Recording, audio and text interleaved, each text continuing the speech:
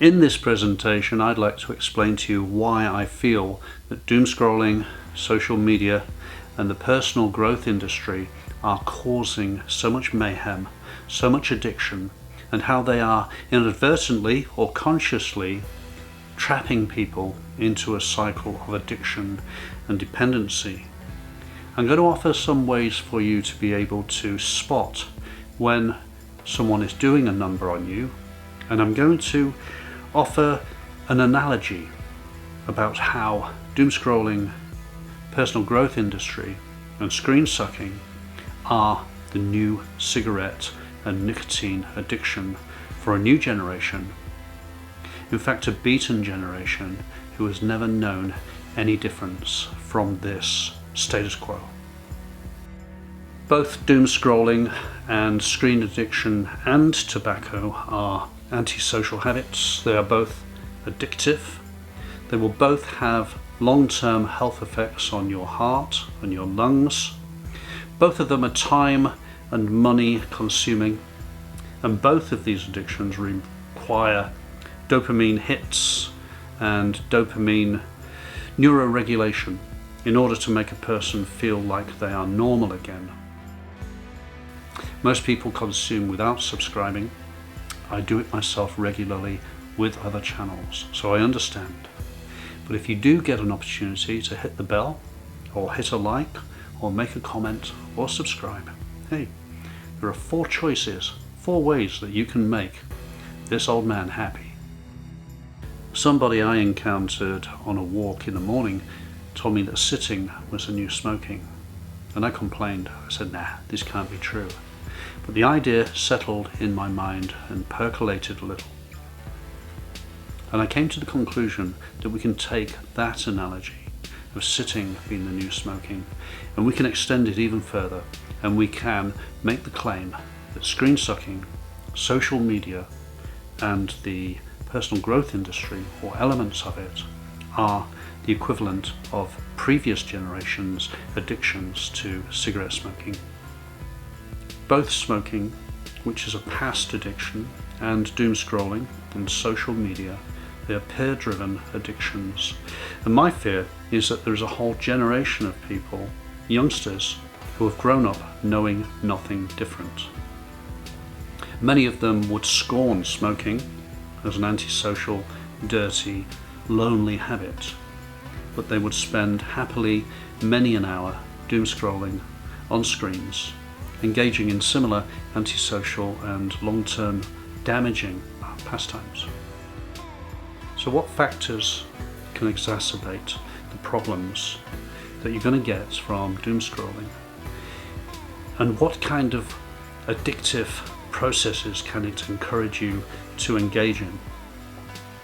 Well, we have to bear in mind that just as smokers of yesteryear had the peer pressure and the media and the movies and the film stars all looking very glamorous with cigarettes in their mouths, today we have something much more intrusive entering into our lives.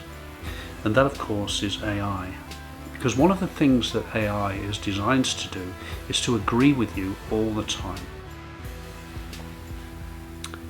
I'd like to take just a moment, if I may, to encourage you to subscribe to my channel, and I'm really looking forward to being able to crack open the bubbly when I get subscriber number 20. Could it be you?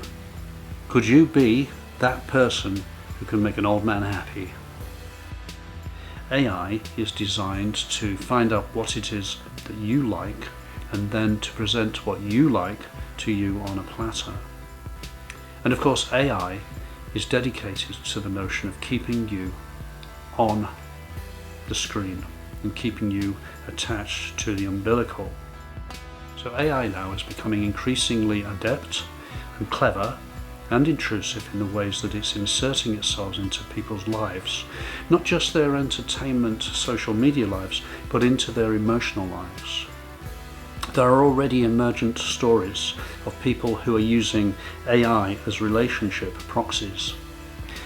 And because they're using AI as relationship proxies, they're paying good money to the providers in order to keep that service going.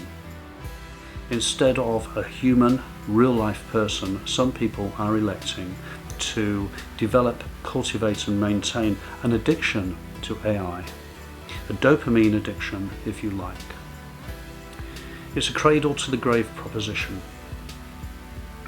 Is it like shooting up in the car park? Not quite. Is it like smoking 40 a day? One might argue yes.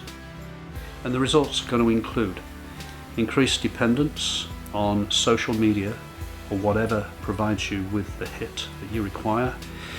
It's going to, as we've discussed previously, encourage learned helplessness in the addict or the consumer, as we prefer them to be called these days. And it's going to create a sense of emotional brittleness. You could argue that the woke explosion is a classic example of emotional brittleness running rampant. This didn't happen out of the blue. This is a consequence of a generation who have been reared on being told what they want to hear when they want to hear it by clever, manipulative algorithms and media platforms which are more than happy to present their biases and their opinions as facts. End of the day, becoming an addict to dopamine or becoming an addict to cigarettes is governed by similar big picture, moneyed financial concerns. So what's underneath it? Have a look at the book Dopamine Nation by Anna Lembke. That is a brilliant outline of how dopamine is becoming the new nicotine. She doesn't state it in so many words, but I'm just fast tracking for understanding the impact that our dopamine addiction is having on us. So yes, I would argue strongly that dopamine and screens and doom scrolling are the new cigarettes.